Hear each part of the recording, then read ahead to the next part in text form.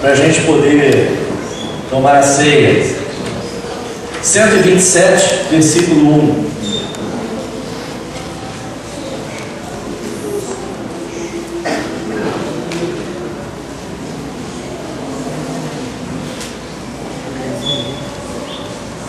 Pastor Gilmar é digno de toda essa honra. Fique de pé, vamos ficar todos de pé. Ele é muito querido e o Márcio lembrou muito bem o dia em que ele foi acolhido, o dia que nós comunicamos que ele iria ser reconhecido. A ovação é a palavra, né, pastor? A ovação que a igreja reagiu. Então esse é um sinal de que ele é muito querido e continua a ser muito querido. Amém? Amém. 127, versículo 1 diz assim: se não for o Senhor o construtor na casa, será inútil trabalhar na construção. Só essa parte A. Se não for o Senhor o construtor da casa, será inútil trabalhar na construção dela. Amém? Vamos orar? Senhor, nós estamos aqui esta noite para te alegrar, para cultuar o teu nome e para, Senhor, falar e tratar de família.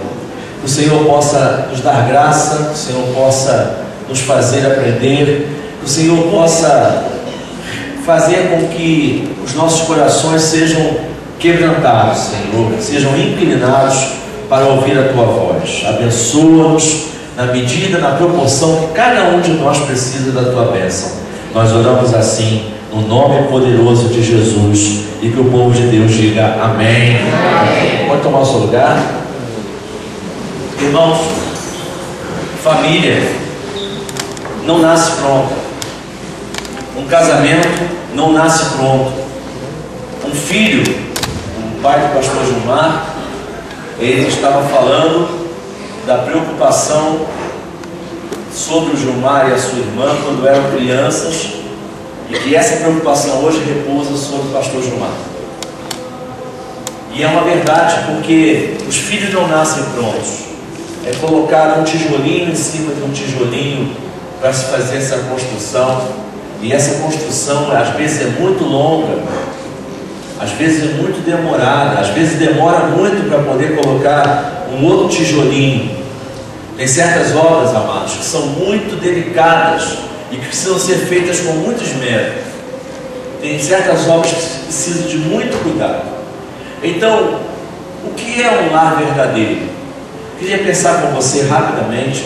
Se eu não terminar hoje, não tem problema, a gente vai terminar semana que vem.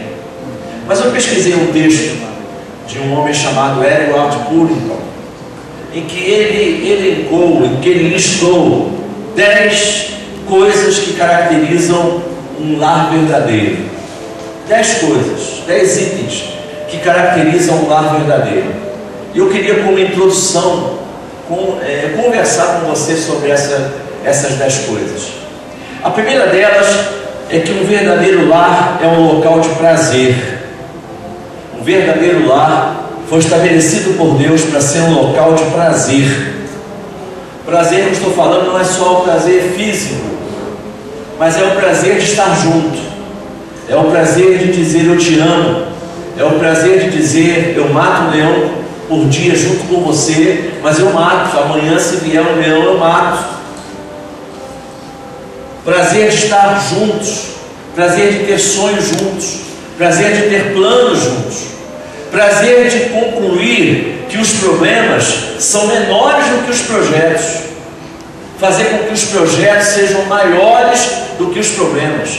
Qualquer construção, amados, se você for ver com qualquer construtor, qualquer engenheiro, qualquer pedreiro, você vai ver que construções dão muito aborrecimento, construções são muito trabalhosas, há muitos cálculos envolvidos nas conclusões, e às vezes esses cálculos dão errado, e que é preciso refazer os cálculos, de repente derrubar uma parede e construir outra parede melhor. Você vai ver que é preciso derrubar algumas coisas que já estão feitas e fazer novamente, fazer melhor, mas é preciso fazer. Hoje de manhã eu peguei uma mensagem que eu gostaria que você adquirisse o vídeo para você ouvir, ou então ouça no site, dizendo que o dia agradável ao Senhor, o dia favorável que o Senhor tem para nós é o hoje. É o hoje que o Senhor tem para nós mudarmos algumas coisas na nossa vida. E uma delas é a nossa casa, é a nossa família.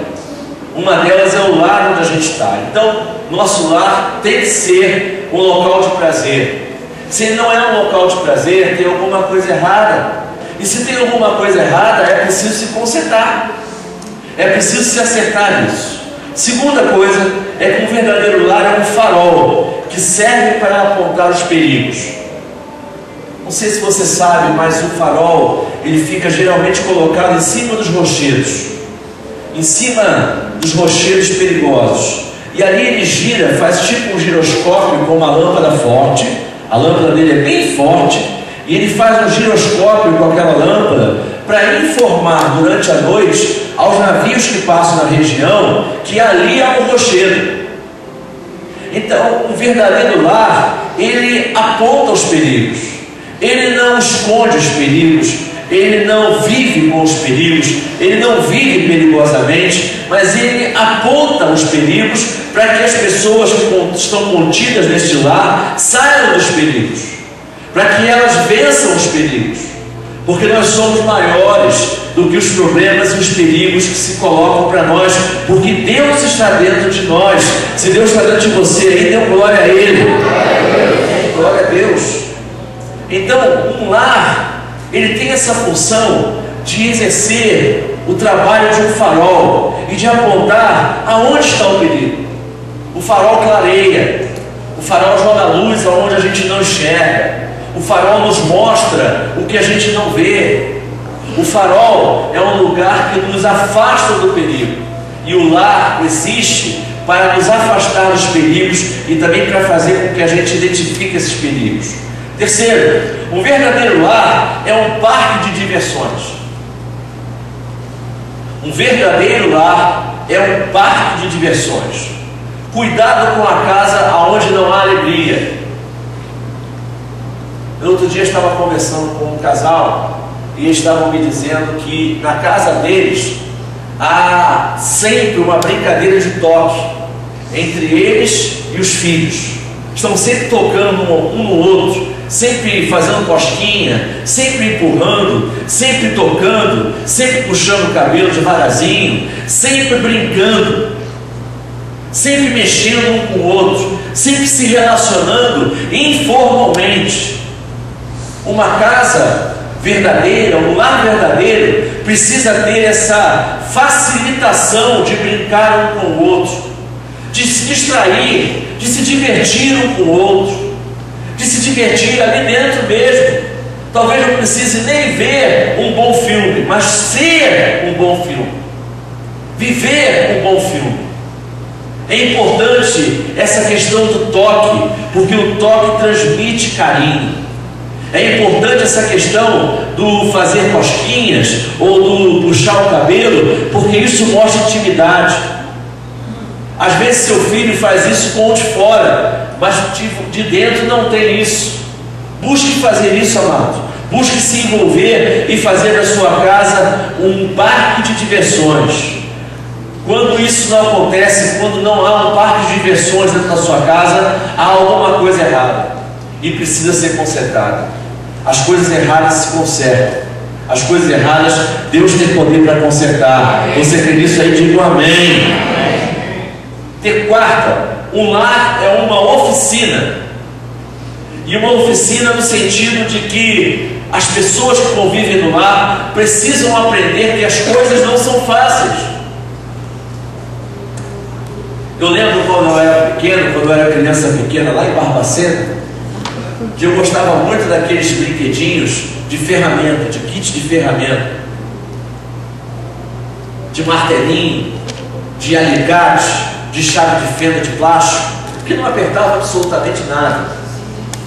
Mas aquilo envolve a criança num sentido de que ela precisa participar de alguma coisa.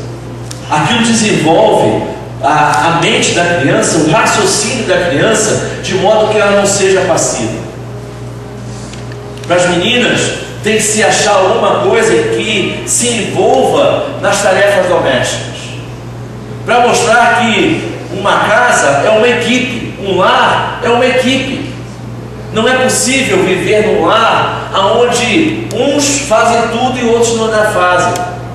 Não é possível viver num lar onde os filhos têm a impressão de que ao crescer não vão precisar ter responsabilidade nenhuma, porque eles vão ter.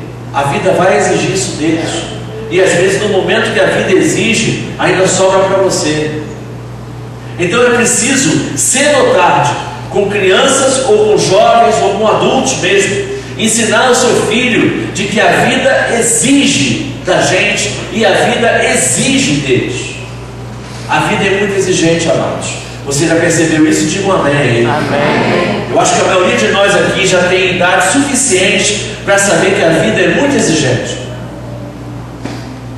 A vida cansa, a vida nos traz desafios que precisam ser vencidos com esforço, não podem ser vencidos sem esforço, e a cada dia mais nós precisamos vencê-los. Quinta coisa, um verdadeiro lar é um fórum, no sentido de debate, no sentido de conversar, no sentido de ter uma discussão aberta, mas sempre sabendo que existem líderes dentro do lar, como o pai do pastor Gilmar falou, sabendo que existem líderes dentro do lar, e existem pessoas que são muito bem-vindas, os filhos são muito bem-vindos, mas que não são os líderes do lar, que não têm autonomia própria, que um dia eles terão essa autonomia quando casarem, quando tiverem a sua casa, quando quiserem viver como quiserem, eles vão ter essa autonomia, mas em outro espaço, que aquele espaço foi conquistado pelos seus pais, que trabalham já há 200 anos para poder chegar aonde chegar. A casa tem que ser um fórum, mas tem que ser um fórum com regras, porque o fórum tem regras. O fórum não deixa de ter regras, não. O fórum tem regras. Sexta coisa, o verdadeiro lar é uma sociedade secreta. Um verdadeiro lar é um local onde um precisa acobertar o defeito do outro. Dentro do lar se discute, mas fora do lar se acoberta. Dentro do lar se tenta consertar, se cobra, mas fora do lar se protege. Dentro do lar, me perdoe a expressão um pouco chula, mas o pau quebra. Mas fora do lar são um só. Estão fechados no mesmo casulo, no mesmo corpo, estão fechados nas mesmas intenções, estão fechados em um só projeto, em um só propósito.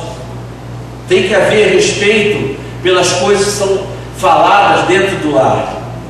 6 eu falei agora, desculpe. 7, um verdadeiro lar é um centro de saúde. Desculpe. É um verdadeiro centro de saúde. Por quê, pastor?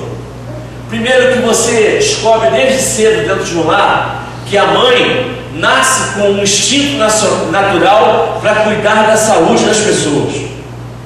Mãe nasce com um instinto natural para saber se a dor do filho é de ouvido, ou se é da garganta, ou se vai dar febre, ou se não vai dar febre. Mãe tem um instinto para as coisas de saúde. E funciona, amados. É batata. Mãe tem um instinto para dizer para a gente quando a nossa saída para a rua vai dar certo ou não vai dar certo. Ó, não vai não, que vai dar errado. Quando minha mãe falava isso, eu morria de medo, porque mãe tem esse instinto.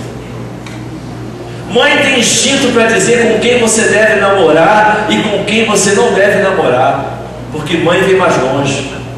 Pai também, mas mãe vê mais longe do que o pai. Mãe tem instinto. E numa casa saudável, esse instinto da mãe, ele é posto para fora e é respeitado. Ele é posto para fora e ele é acatado, porque esse instinto vem de ninguém menos do que Deus.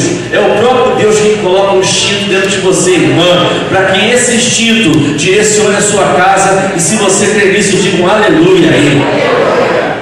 Mães são médicas naturais. Tem mulheres aqui, a Ana Lúcia é uma delas, a tia Ninha é uma delas, que se você parar para conversar com ela, ela vai te dizer chá para tudo quanto é tipo de coisa. Se você tiver verruga, ela vai te dar um chá para curar verruga. Estou exagerando aqui, mas deve ter mesmo. Se bobear até, a avó da Tainá. É uma médica em potencial. As escolas de medicina não sabem onde estão perdendo, sem chamar as mães. Se você parar para observar, as médicas são muito mais sensíveis do que os médicos. Médica mulher é muito mais sensível do que os médicos. Por isso, tamanho crescimento do número de médicas no mercado de trabalho médico. Letra H, número 8. Um verdadeiro lar é uma cooperativa. Uma família floresce quando os interesses de cada um são feitos no interesse de todos. Irmãos, uma família não é feita, não é criada para um puxar para cá, outro puxar para lá, outro puxar para lá, outro puxar para lá e outro puxar para lá. Tem que se puxar ao mesmo tempo, tem que se puxar simultaneamente para o mesmo lado, para frente, para conquistas, para avançar, para que todos avancem, porque se um avança, todos precisam avançar. Se todos avançam, aquele não pode ficar para trás, tem que avançar juntos. A família foi chamada para que todos avancem juntos. E se você quer isso, dê um glória a Deus aí, meu amado. Um verdadeiro lar, número 9, é um lar de refúgio, é um lugar de refúgio. O mundo não faz isso por nós. Você que é adulto, não vai achar no mundo um lugar de refúgio. Quando há uma crise de saúde, quem vem cuidar de você não é o seu chefe do trabalho, nem o seu colega de trabalho. Quando há uma crise na sua saúde, quem cuida de você é a sua família. Quando há uma crise financeira, quem sustenta, quem suporta a crise financeira é quem está aliançado contigo.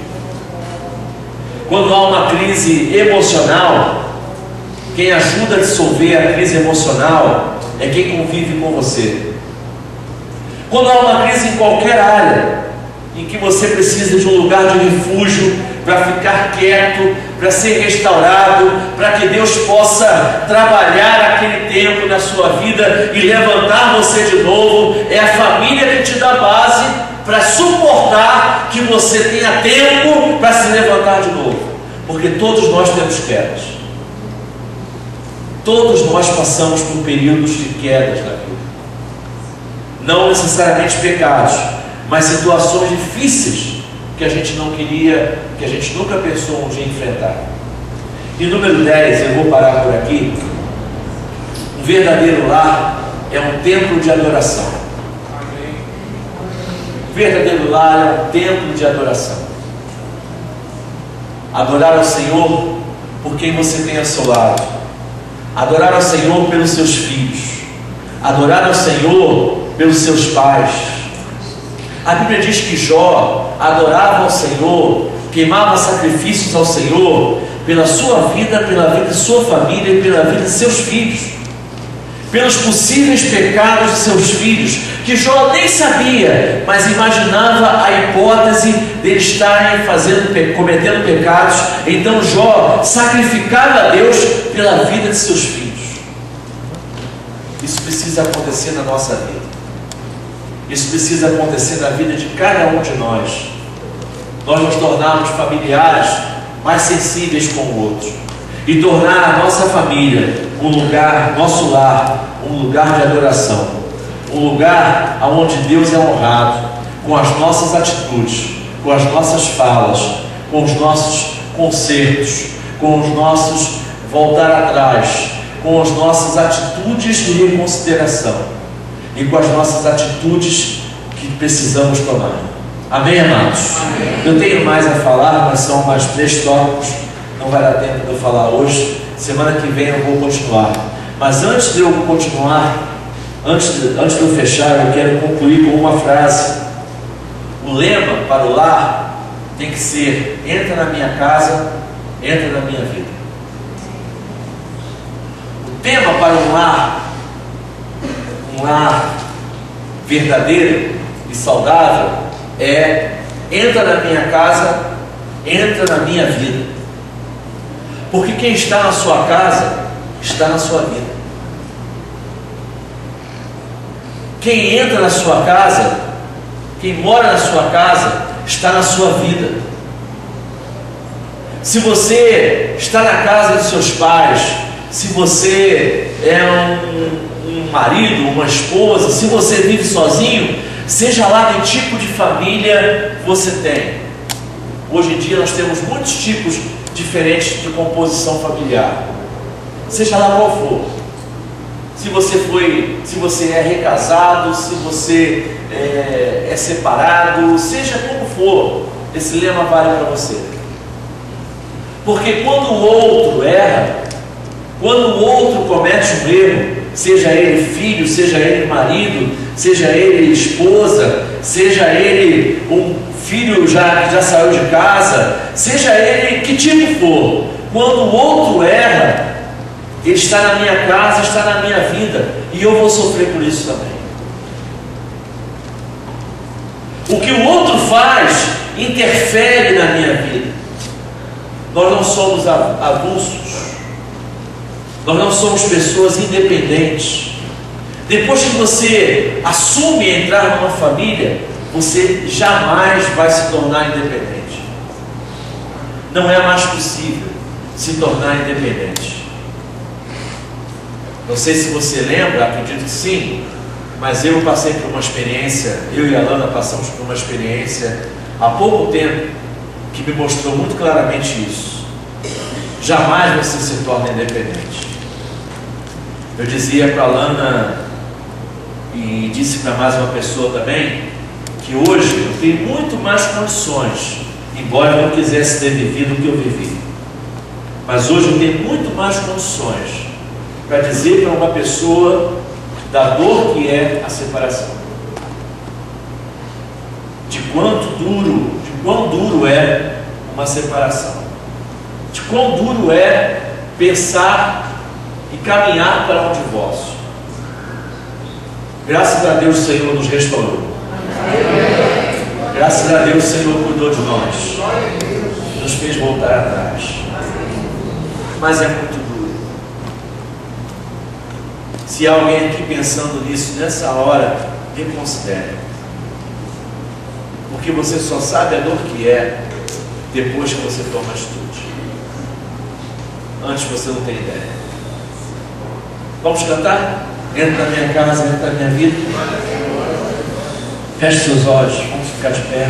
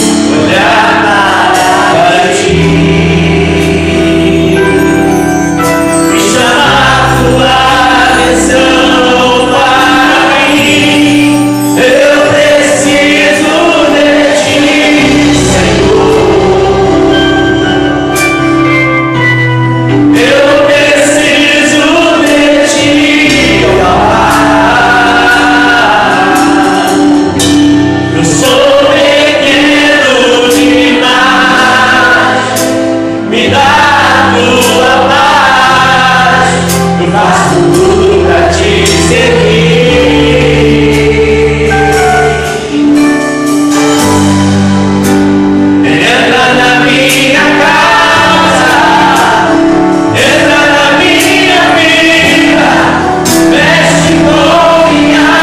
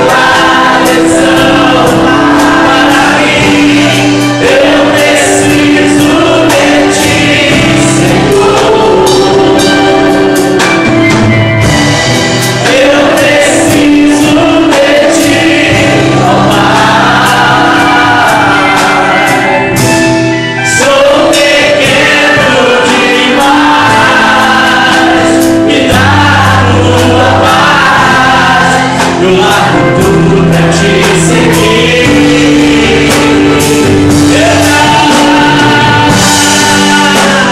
Entra na minha casa, entra na minha vida, mexe com minha estrutura, sara todas as feridas, me ensina a santidade, quebra a solenidade, pois o Senhor é meu bem maior, faz um milagre em mim. Entra na minha casa, entra na minha vida, assim, Senhor, mexe com minha estrutura, sara todas as feridas, me ensina a ter santidade, quebra a solenidade, somente a ti, Senhor.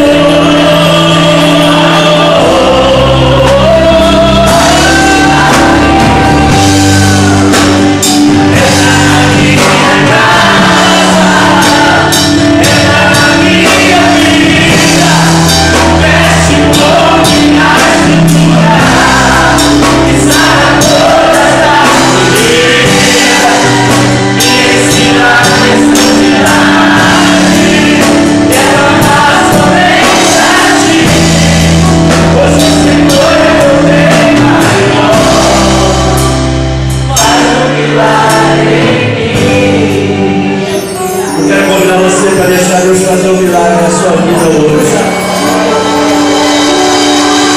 Eu não sei que tipo de família você tem. Não sei qual é o seu modelo de família. Não sei qual é a sua dor. Não sei qual é a dificuldade que você está enfrentando. Mas eu não posso sair daqui sem orar por você. Problemas são para serem enfrentados e resolvidos. E Deus tem a capacidade de mexer com as nossas estruturas, às vezes já endurecidas, às vezes endurecidas pela dor, às vezes endurecidas pela mágoa, às vezes endurecidas pela teimosia, pelo orgulho, às vezes endurecidas pela vontade, pelo desejo da carne. Seja qual for o motivo que endurece você, que nesta noite você possa abrir seu coração para o Espírito de Deus entrar na tua vida, mexer com as coisas futuras, e então, meu amado, trazer tua família de volta, trazer tua casa de volta. Se o teu marido não é cristão, se o teu marido não está aqui, creia que você pode ter hoje um milagre na sua casa.